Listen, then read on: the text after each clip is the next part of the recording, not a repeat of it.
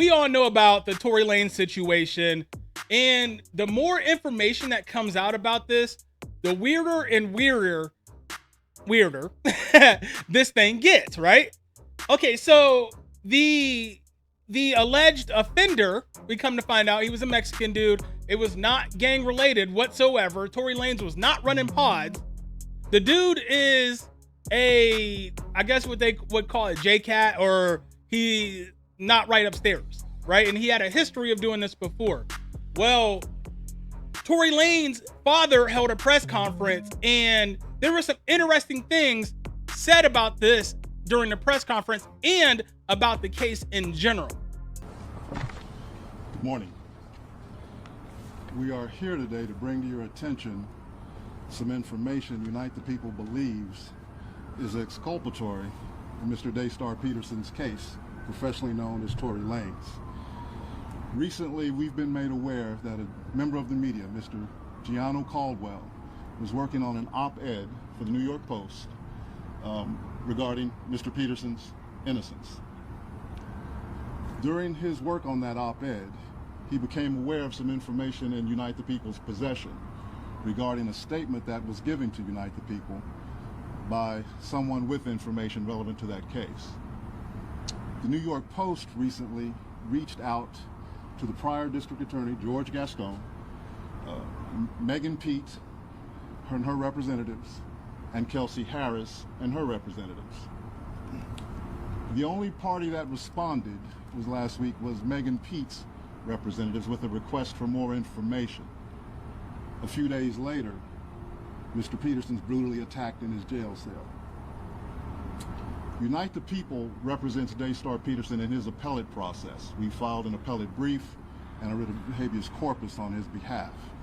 The district attorney's office has already responded. The case is fully briefed. We're just waiting for the appellate court's decision. We were willing to wait for the appellate process to play out, but given that brutal, unprovoked attack, we felt it necessary to come here today to provide information.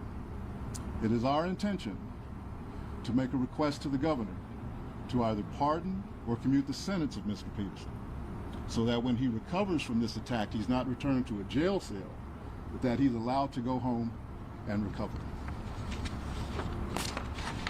Not long ago, Unite the People was approached by a gentleman named Bradley James.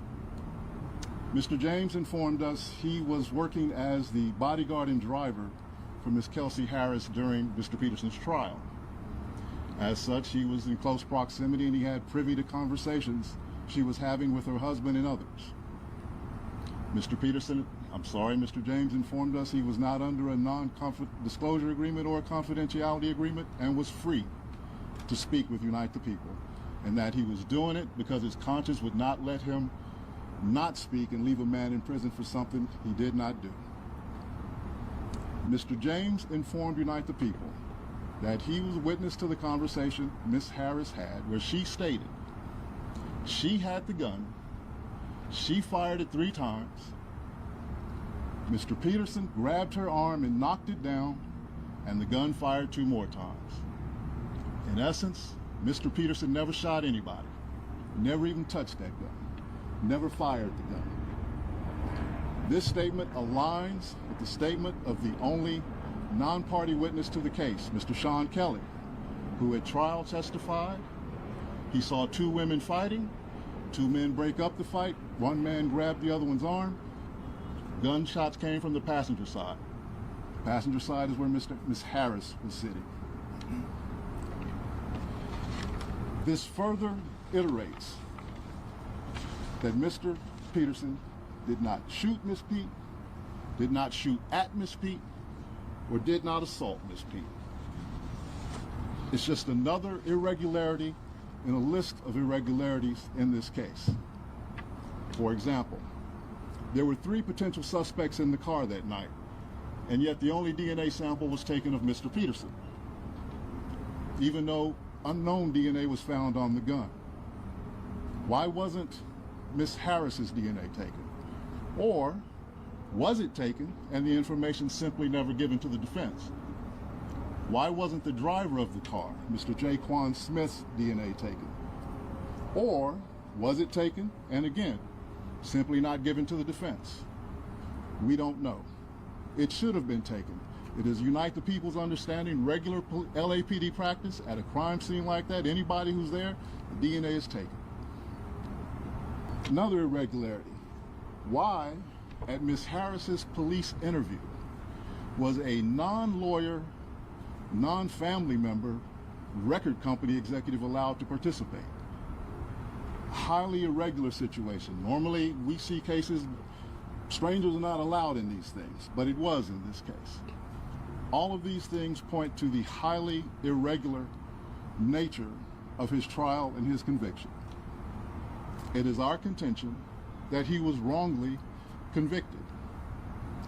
And while we at first were willing to let the process play out, it is our contention now that if he is not pardoned or released promptly, he may never come out.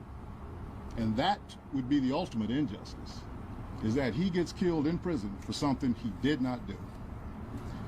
At this time, I'd like to bring up Mr. Gianno Caldwell, the media member who was working on that op-ed for the New York Post. Thank you. And after reviewing the evidence, the reporting, and the legal analysis, I've come to the conclusion that Tory Lanez was railroaded by the former district attorney, George Gascon. He was also wrongly convicted. I believe if Jesus Christ was Tory Lanez's attorney, George Gascon would do whatever in his power to ensure that Tory Lanez lost that case.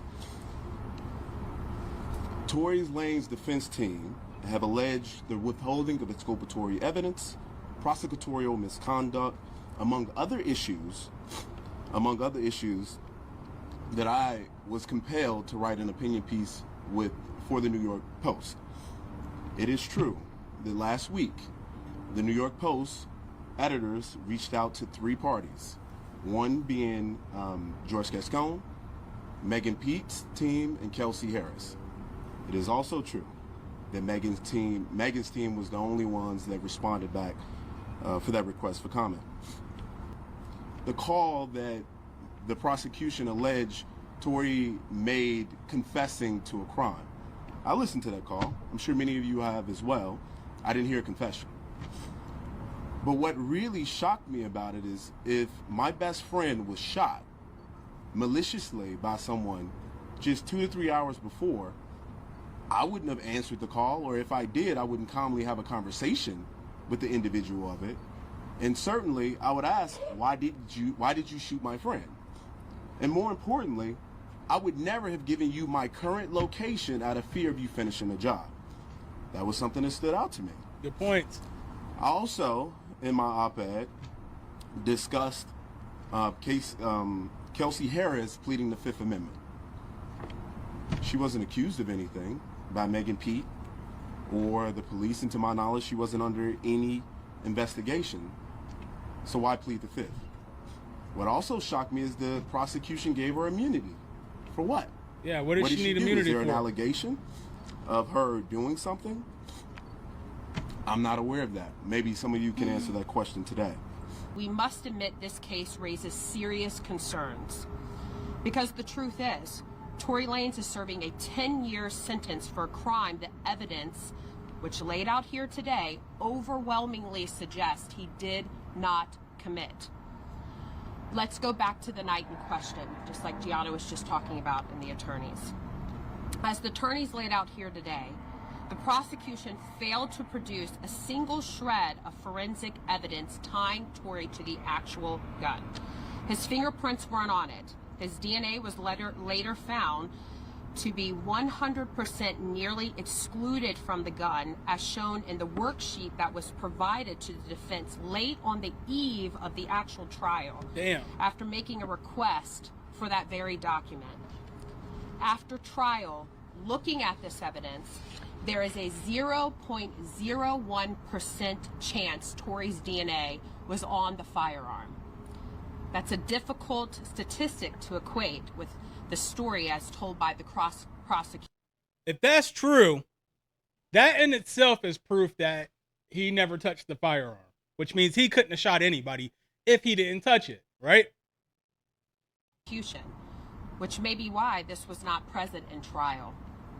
In fact, there were 3 people that night at the scene who tested positive for gunshot residues.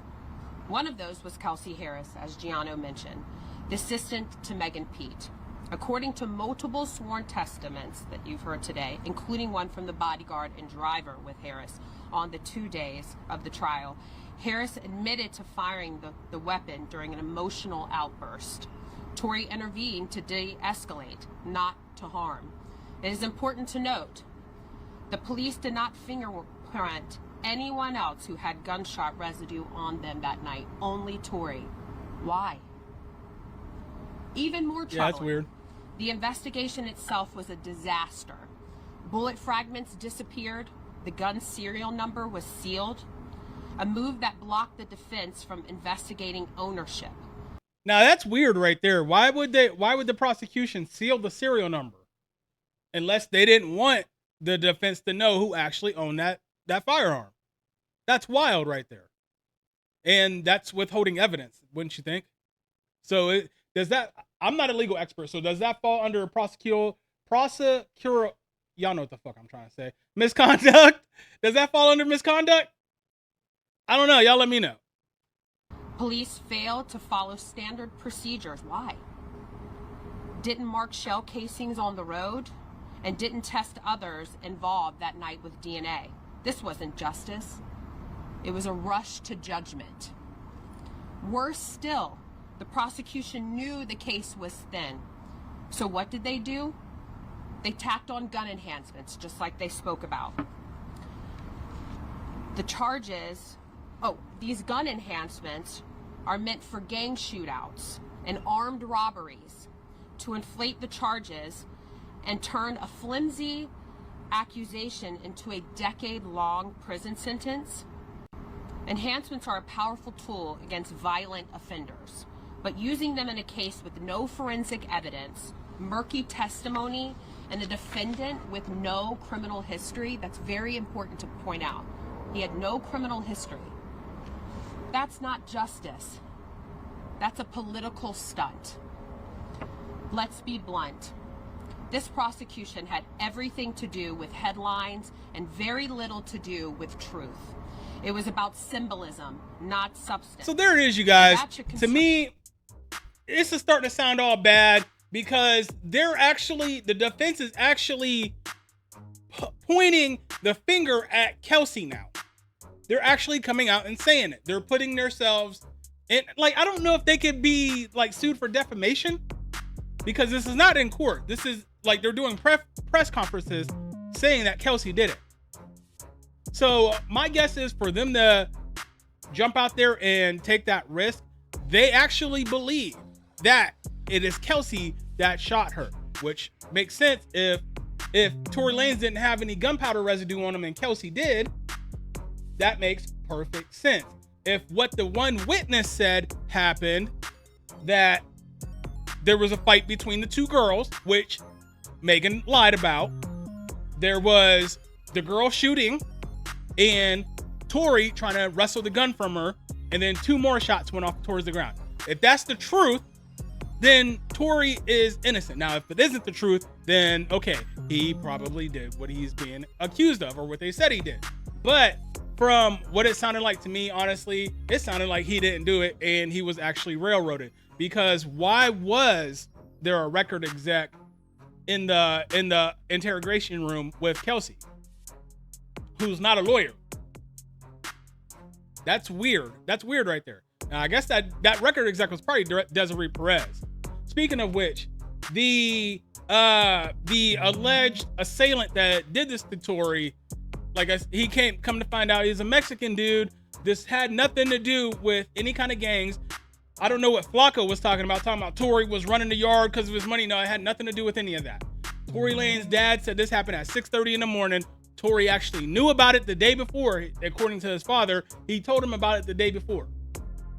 They're all pointing this and saying that this happened because that they were planning on exposing new evidence of his guilt, or I'm sorry, his innocence. Of his innocence. That's what the defense and Tory's family is saying.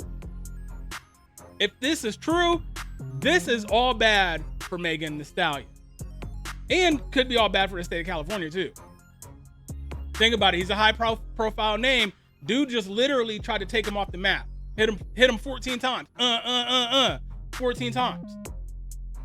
Come on, bro. And it's a high profile thing now. So there's going to be pressure. His case is in an appellate court right now. There's going to be pressure for there to be a new trial. And I thought it was kind of weird that they didn't allow cameras or reporters in the courtroom. You know what I'm saying? I mean, they got, they had the internet reporters, but I'm surprised they didn't allow cameras in the courtroom because it's not like it was a grape case. You know what I'm saying? Everybody already knew about this. Megan already did a whole interview where she went and lied about it. National interview, worldwide actually, where she lied about it. You know what I'm saying? So I don't understand. Like I said, I don't understand why they didn't want cameras in there. Probably because they knew that they would lose in the court of public opinion. Pretty much the same way Amber Heard lost with her thing with Johnny Depp in her actual trial in the court of public opinion. Because they was crucifying her in the court, in the public opinion, they was crucifying her. I remember that whole thing. I was watching it faithfully, right? But anyways, you guys, that's my video for today. You guys let me know what you guys think about that. Hit up the comment section. Hey, you guys, sorry about I haven't been putting out that many videos this week. I've been very busy. Got things going on in my other businesses. So, and of course, I'm still dealing with the workers' comp for the knee. So, I apologize. I'm going to start cranking out some more videos, you guys. And I'm kind of glad that I did wait on this Tory Lanez thing because there was a lot of speculation going out. Like I said, Poetic Flacco put out some whole dumb shit. Like first, he was saying Tory was running the yard and that's why this happened. It was some gang stuff. And then he was saying, oh, it happened because he dissed Kendrick Lamar some months ago or whatever the case is. But anyways, you guys, we already know he's a fat, sloppy dumbass. Anyways, you guys, sorry, Flacco, sorry. Anyways, you guys, hit me up down in the comment section. If you made it this far and you're new to the channel, hit that subscribe button and make sure you hit the bell icon. That way YouTube notifies you every time I drop a new video. While you down there, smash the hell out of that like button and drop a quick comment. All of that is free for you guys to do, and all of that helps the video get into the YouTube algorithm. It helps to get more views on it, which the more views, the more revenue the channel brings in, you guys. Guys, we're up over 7,000 subscribers now. Up over 7,000 subscribers. All my current subscribers, thank you very much. I love you guys very much. It's your boy King Charmer. I'm about this bitch. Peace.